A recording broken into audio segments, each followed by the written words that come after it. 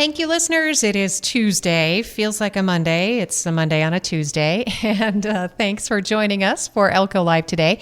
And mentioning that it's Tuesday, it's the day that we catch up on city news. And we are so pleased to have our city vice mayor, city councilwoman, Mandy Simons, joining us today. We were just talking about how much we enjoyed the fair. And you took your whole family, in fact, had visitors in town for that. It's really cool. Yeah, it was great. We saw a couple races and we ate some really deliciously, probably disgusting for us food, and it was good. It's only once a year. Yeah, it is only once. You got to try everything, right? I think I was at Buckaroo Breakfast 3 of the 4 days. So yeah, so there's something when anything that has squeezable butter on it is or deep fried, really. If you can put the things you can deep fry. So it was good. We had a great time, and our now, like you said, trying to get back in the swing like it is, in fact, Tuesday. Yeah, and back to school for the tribe. And, hearing, good reports of people managing to get their kids off in all different directions and sports. And it's another school year. Yeah, it just starts again.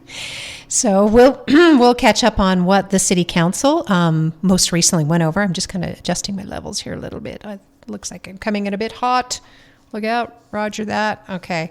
City of Elko's redevelopment meeting was last Tuesday in advance of the regular council meeting, Mandy, and looked like there were some kind of cool things on there. At least there's some money to work with in the budget, which is nice. Yeah, it's you kind of have to guess how things are going to come in, and so when they come in as good or better than expected, that's always a great day. And so they have kind of allotted what they think they're going to spend on different projects. One item of note is that a couple of years ago, Stockman's came and said, hey, would you kind of partner with us on this parking lot? We want to redo it. And because it is not just used for them, it's used for kind of the whole corridor. And so we decided to do that. And then I think COVID happened. I mean, things happen, life happened. And so we're not quite sure if that project is still going to happen, when that will happen. So that might change, I know. And of course, really anything could change, but they try to figure out where they think the money's going to go this year and make sure that they have enough to cover everything, decide on some projects. They fund the storefront program, which is awesome. And so we'll just go forward with that and hope that revenues really do come in and that we really can afford to do all those things. The Centennial Tower, I just cannot even believe it, but it's due for a repaint. It seems like we just put that up, but it's been 7 years now, and so that's due for a repaint and, several different projects that they kind of oversee.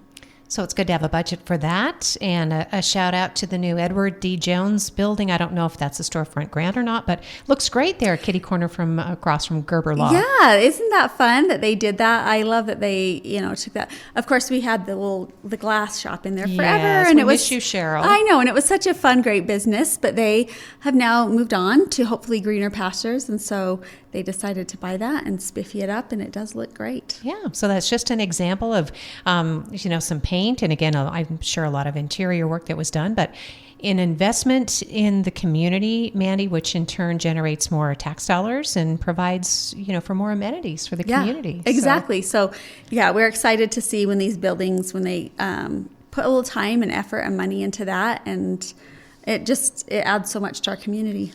So it looks like we will come back, as Kathy Laughlin, our city planner, was describing, come back to look for the big sidewalk redo in downtown Elko.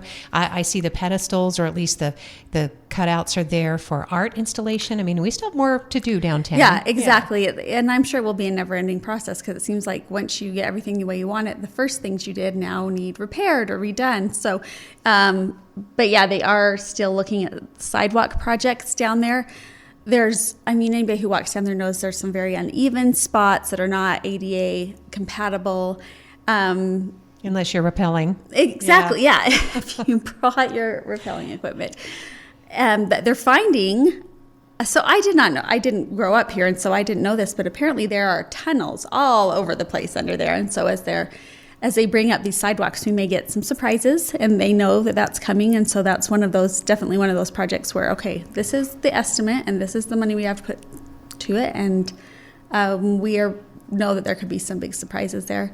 So they really want to kind of take those sidewalks up and make them much more level. They want to put some trees up, make it just an easier place to walk around downtown, make it more walkable for everyone. Yep, it'll be a nice pedestrian friendly with all the parking in the middle. So more to come on that, but that was a result of the RDA meeting that was last Tuesday afternoon, again in advance of the regular council session. Quite a few things jumped out in the council meeting, I guess, Mandy. Probably the biggest news, I mean, there was a lot of discussion. Again, it's just more heartbreaking discussion when you hear about derelict properties and so on. Grand Avenue. It seems like, the inn on Idaho Street, we just kind of got to a point where we feel like maybe it's moving in the right direction. And then we have a trailer park over on kind of in the Grant Avenue area. And it's just so sad. And you drive past it and it doesn't look great. But then if you accost to drive in it and through it, it's just overwhelming what these people are living with. And so I will say that I think that there were some ownership changes. And so that could be part of why it's taking so long, but the current owners have hired legal counsel. They do have a manager on site now that seems to really want to do the right thing. And it does seem that they're putting a little money towards it. I know we heard from some residents there that they feel like, no, so much more needs to be done, which I think which I know is true. So much more does need to be done, but there is a legal process for much of this. You can't just evict people in the drop of a hat. There is a process to go through. So they're trying to get these people that don't take any pride or ownership, that are bringing crime into their little corner of the neighborhood. They're trying to get those people out so that they can get cleaned up. They've already pulled some kind of burnt down. There were burnt down trailers in multiple spots down there. So they're trying to get all those pulled up, get up just trash heaps that you would not believe that they're trying to get cleaned up. And so hopefully that continues. We have asked, they seem to be, yes, okay, that's what we're going to do next, and on board with us. Like, they seem to share a vision. So we have asked that there are some quarterly updates, and some things are in process right now. Like I said, the evictions are in process. So once they get that done, they can move forward on some things. They're waiting. Some things won't even come until November. They won't hear anything back from November. And so we are hoping they continue to try to clean it up, because they have done a couple things. They did remove 4 RVs, and they're going to remove 3 more. Well, they might have already done it this past week. They have hired manpower to come and clean up a bunch of sites. They've got plumb line down there working on sewer lines. People were really starting to take things into their own hand, and that, I don't know, plumbing and sewer lines and water lines are definitely maybe a professional type job. And, NV Energy has some stuff out there that they're going to look at and see if they can improve. It's a lot. It just really is a lot. And so they are hopefully going to continue in the right direction. You just feel for these people that have lived down there for years and years and years. But hopefully, a year from now, we can look back and say, oh, man, the improvements are just amazing.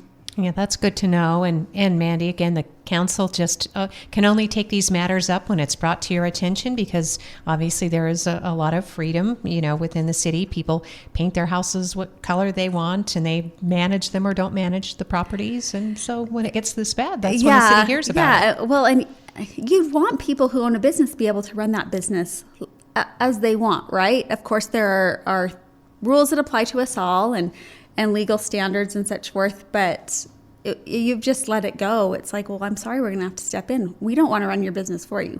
We don't want to take over. We don't want to step on your toes. We don't want to take care of things as we see fit and then send you the bill. That's not the business we're in. But if this is where you're going to let it get, then yeah. And so it's funny, because for years I didn't see any of these, and now it's like they're just coming out of the woodwork. And so, it's hard to keep up on your businesses, and we're not asking for some unattainable standard, but this is, I mean, you see pictures from third world countries, and then they show you these pictures, and they're like, oh, there's not much, there's just not much difference. It's really sad. So, we just wish them all the best in their efforts, and hopefully that continues. All right. Looks like it'll be back on the agenda as the city makes sure that these steps are being followed. And as you said, there's local legal counsel, and it's the residents are also encouraged to call with reports if they have nuisance or crime or anything, obviously, to keep those reports coming in. So right, exactly. Okay. Sounds good. Absolutely. Do not stop because you think we're on it. They document and they keep those records. Yeah, that's really important to declaring whether something is a nuisance, is how many times authorities have to respond. So it is well underway. It looks like, I was watching online, so the council did have some discussion on Nevada Health Centers, an update on the behavioral health expansion, but I think that's going to come back before they've been given another opportunity. Well, it will. So, during COVID, we had these funds to really help out businesses, and mental health in our rural community it's hard. I think as a country, we don't have enough licensed specialists, and mental health is hard for everybody, but we are remote, we are rural, and so it's been really hard. And the council really, when it came to mental health, thought this is a great use of these funds. We're able to do it, like it's within the limits put on that money, and we desperately need it, and we just felt that this was going to be a benefit to the whole community, whether you personally use it or not. Having adequate mental health care in your community benefits everyone. But we just haven't seen, this is year 3, and we just haven't seen what we had hoped to see. There have been some reports that they struggle to keep professionals because of the way the business is run. They're saying, of course, that it's very hard to recruit, which we know is true. We know that there are people out there that prefer big cities or X, Y, and Z. We get that. Everybody here has that problem, but other people do manage to somehow keep folks on, at least on some level. And so it's a little confusing to us. So what we've basically said is, it's not that we're saying you'll never get the rest of this grant, but we would like to see some things happen before that. We would like, I think I said that the Shady Elms Mobile Home Park was on quarterly updates. I'm so sorry. This is actually this item. We've asked them to come back in quarterly and give us an update. If we can see progress and that they really are bringing some mental health care to our town, then of course this money, we're happy to have you use it for that. But so far that's just not been the case. And so hopefully whatever roadblocks they've had, they can overcome those hurdles, because we want them truly to be successful. I mean, it would be so huge for this community to go ahead and have them do that. They are saying that there's going to be a licensed social worker that starts in November, and that they're kind of in the process of hiring a second one. And so hopefully they are able to get those people that will live here, that will be here full time, and that they'll love it here. They'll love working for them. They'll love our community, and that we can maintain those people. And if that happens, then it would be well worth the money to have that access to that. And so, again, we wish them all the best. But before we give out that kind of money, we want to make sure it's going to what the city had hoped it would go to. All right. So the city, just to recap too, what Councilwoman Simons is describing, the city committed about $1.9 million. About to date, the city's paid 1.2, and there's a final installment of $683,000 plus that's being withheld until hopefully these other conditions can be met. So. Absolutely. And again, it's not we're reallocating it. I'm not even sure we could reallocate it at this point, but we just want to wait and see, because if I give you $1.9 million of money that belongs to the taxpayers for something that will benefit them, then that actually needs to happen. That's my job. If I'm just giving money away willy-nilly and we don't ever see the results, that's not okay. It's not okay for anybody in any position to do that. So we just want to make sure that it's going to what we said it would go for, and they sound like they would also like that. So let's we'll just wait and get another update in a few months, and hopefully by then they will have those licensed professionals on staff. Thank you, Councilwoman Simons. Our city's Vice Mayor Mandy Simons is our guest today. That was one of the agenda items. Again, it will be back for consideration. Let's see, there were quite a few, I don't know, it's fair to call them housekeeping because a lot of it has to do with easements, for example. Yep. So quite a few of those. On our consent agenda, sometimes we'll just have those items that are fairly typical, and so we went ahead and approved those. one fun thing we get to do. Sometimes city council meetings, surprise, surprise, are not fun. But we did get to do something fun this week or last week in that Dr. Bill Wright, who is a vet in the community and has been for years, has been, both he and his wife have been instrumental in taking care of the animals in this community for many, many, many years.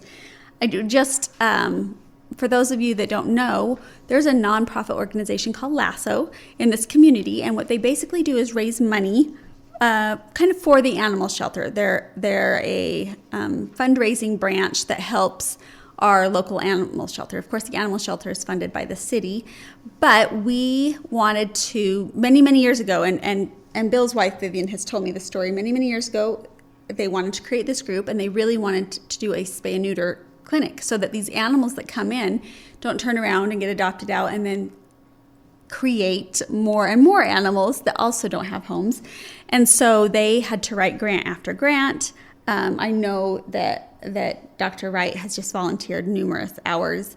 They called in favors. They reached out to people they knew, and they were really instrumental. Several people were involved in it, and I'm not trying to neglect anybody else's involvement, but they really have just worked their tails off. It has been absolutely an act of love for them. And so we were happy to just recognize them and take a moment to thank them for all they've done for us. I think that if you've never thought Elko has such an animal problem, you can thank them for that, because they have really, when you see the numbers of before LASSO and now, it is crazy. It is just crazy that spay and neuter clinic, which I think they do once a month or maybe every 2 weeks, has done. These animals that go out are not going to continue to contribute to the pet population in our community. And so it's an amazing thing. And we were able to take 5 or 10 minutes and just talk about their achievements and the amazing people that they are.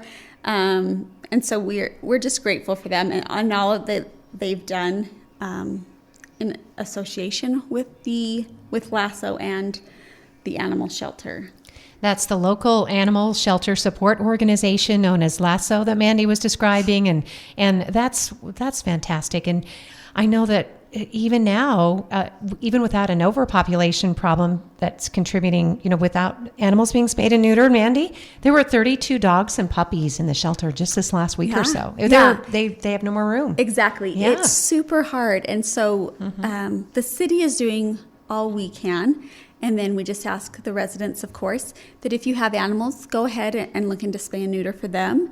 If you're looking for an animal, the shelter is an amazing place. I will tell you that we got a dog there, almost 9 years ago, 8.5 years ago, and it has been the best. People will come over that don't even like dogs, and they'll say, okay, but I've got to admit your dog's pretty fabulous, right? Oh, sweet. Cute little kids in the neighborhood that were scared to death of dogs, but they get to know Maybelle, and they just couldn't be happier, And so it was just the absolute best place for us to get our dog, and I really think if people will look at that, that can be their experience too, hopefully. And so that's all we're asking is we and people like the Wright family are gonna do our best to help that, and then if the citizens can also do their part, we would love for there to not be a shelter, honestly, that all our pets were loved and taken care of, and we didn't have to have this situation, but we do, and we do our best, and it is overcrowded, and we just hope that in the future we can kind of get to a point that it's not. Well, I'm sure that little Maybelle was so happy to move in with your family, Mandy, with the Mandy Simons family. Well, that poor dog has had barrettes in its hair and kids laying on it, and I mean, I just cannot.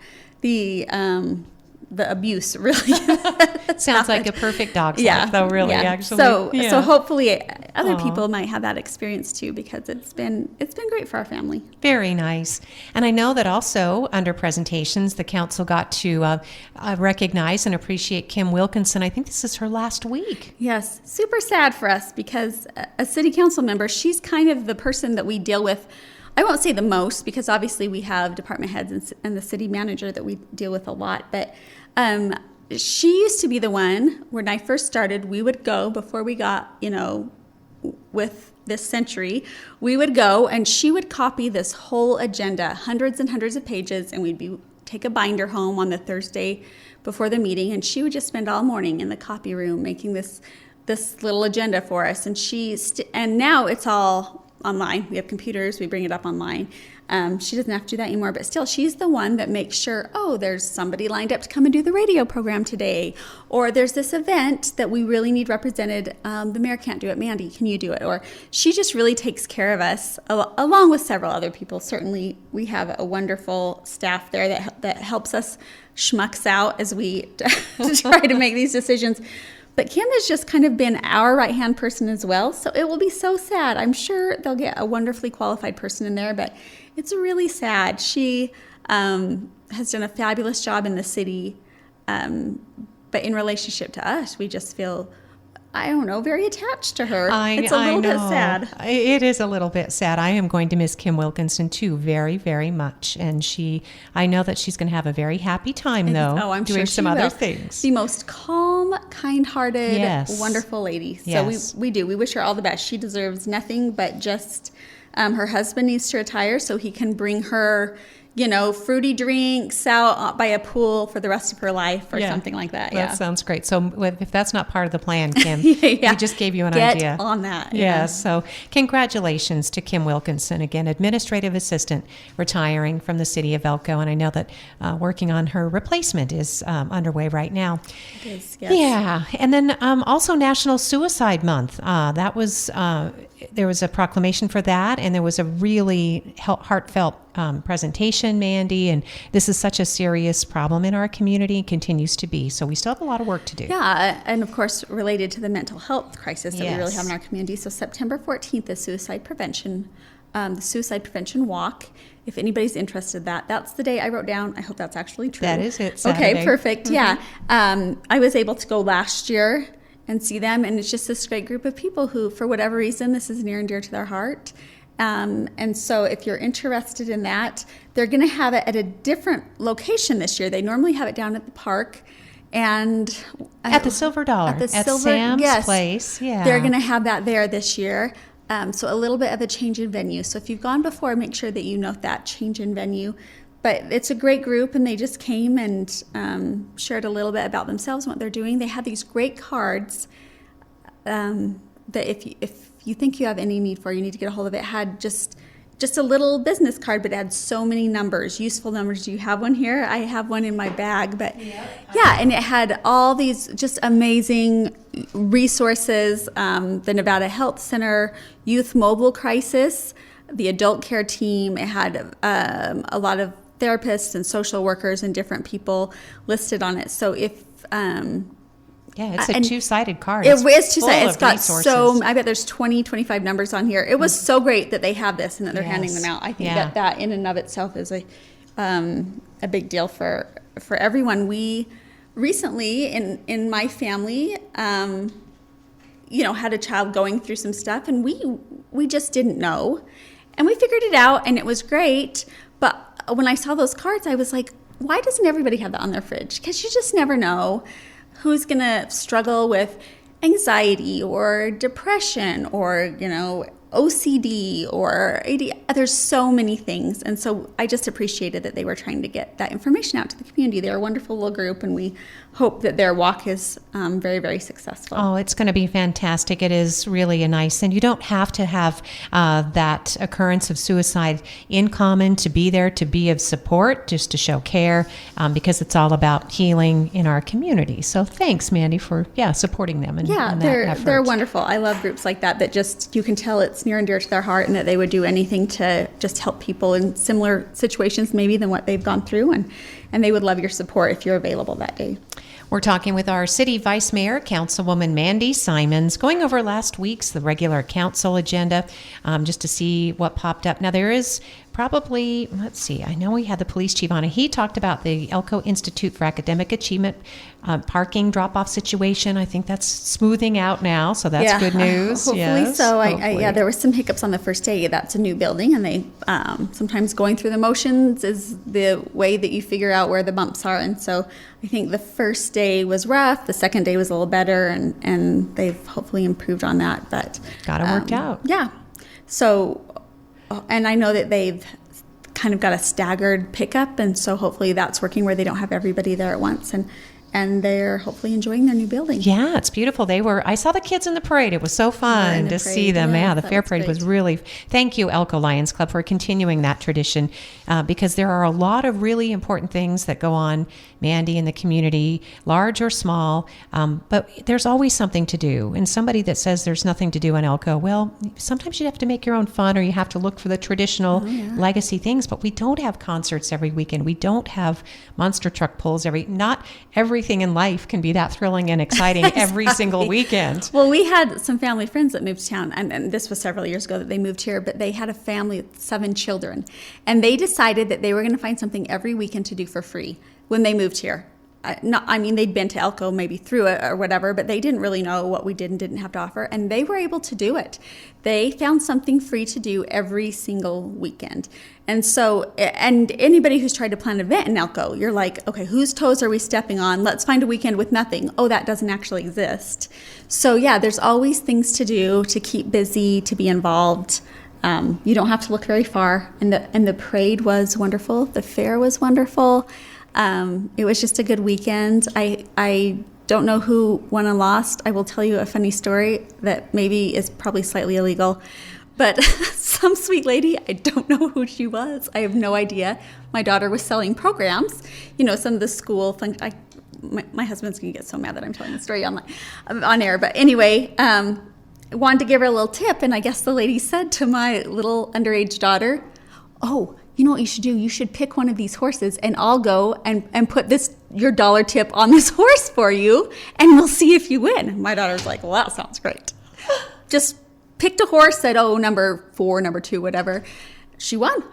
Won $5. This lady held my little 16-year-old gamble for her first little horse race. There you go. It was very successful. I now probably have a horse race gambler on my hands, but I think it was perfectly legal because she didn't place the bet. She just did. I know. Mason's like, I guess if somebody else did it for you, but she was so excited. Mom, I just won $5 at the horse races. I was like, what? Exactly. How do you know? I don't really know her, Mom. She just got in the spirit of the So whoever fair. you are out there, you made her weekend. Aww. She is now, $5 richer. And feels like a real winner. So. Well, and the proceeds benefit, I'm assuming, Coraliers. Right. This one was for Coraliers. Yeah, when you buy these programs, and they have lots of different youth groups. That's what's so great about this community. It's really anything at the fair, the Stampede or the fair. They hire these high school and kind of community kids, and then they earn money for whatever the uniforms or the travel or whatever they need it for.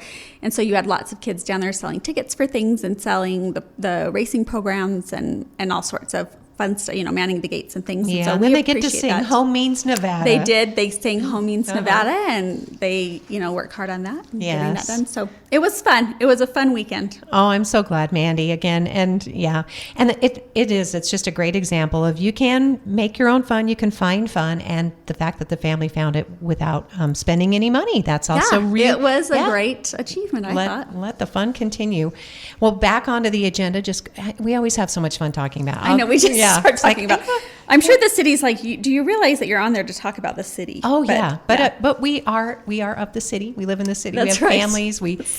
And it's really relates somehow. It does. It relates. Yeah, those were the big things I think on the agenda. Yeah, there's a zoning change that's going to be. Is it coming back? I can't remember. Or was that the second reading? I was just looking here it's too. It's a great question. The 11 acres. Tell you the answer. I got my agenda out of order, but otherwise I could tell you. I can't find it I think either. it is second reading. Public hearing. So that's golden.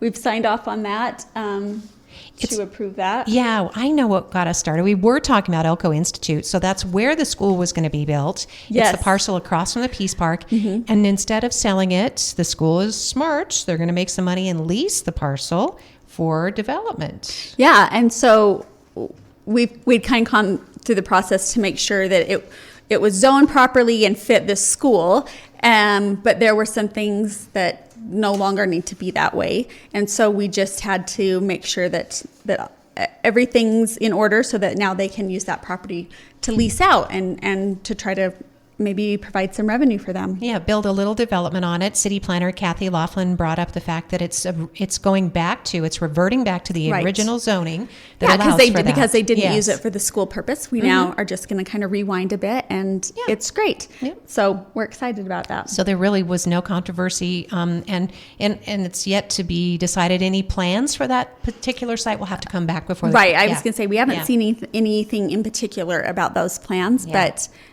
it's a great piece of property, so I can't imagine that they'll sit on it for long. Right. I'm sure people will be interested in building. Well, I guess the last thing I'll ask you about is just in moving on before the next council meeting. FAN is aloft, the Flight Alliance of Northeastern Nevada. Yes, if anybody is interested in that, if you're part of a business that feels like they have a stake in the flight service here, maybe you're an individual with an interest in that, reach out to FAN, or you can follow their meetings, see what they're talking about. Their goal really is to help provide revenue and direction for the purpose of trying to get maybe some more flights, keeping our flight, maybe getting some more flights. We now have to provide a revenue guarantee, which is unfortunately what a lot of smaller communities are doing. This is not our first choice, but we know how important these, even if they're just daily flights, are.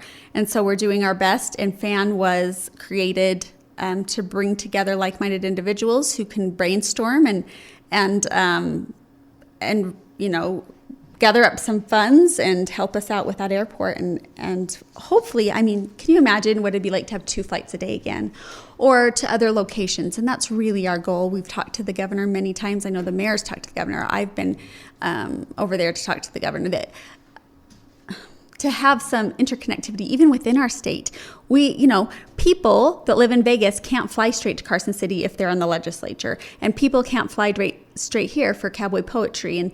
And it just seems like we would want to be more connected even within our state. I mean, going to Salt Lake or Boise or wherever, those flights are also valuable. But just being connected within our state would be a huge thing if we could achieve that someday. So FAN is this great group of people who are working hard on all of those issues. Yep, and FAN will approach lawmakers with this very effort in 2025, Mandy, so more to come. Yeah, more to come. There will be some lobbying going on, and we'll see what happens. All right. Councilwoman Vice Mayor Mandy Simons, who is entering her final fall season. You're termed out. I am. I'm termed out, and on to bigger and better things. That's right. For the city. I'm not for me. No. I'll just go back to shopping at Walmart and picking up kids from school. But I'm sure whoever comes in and takes my place will be incredible, and I'll wish them the best. And so it's been 12 years. That's good, right? Just like that. Exactly. Just like that. I know. Just don't blink. That's what I always say. Yes. Yeah, exactly. Mandy, thank you. You'll be on the program again. I know that. We've got months to go, but We do certainly. have a few months to go. Yeah. But it is getting close to that time, close to election time. We'll see who gets my chair. Yeah. I guess there are 2 candidates in the running. So, okay. All right. More to come on that as well. Thank you, listeners, for joining us for another edition of Elko Live here on KELK. And we appreciate it. Tomorrow, County Commissioner Delmo Andriosi will give us an update in Elko County news here on KELK.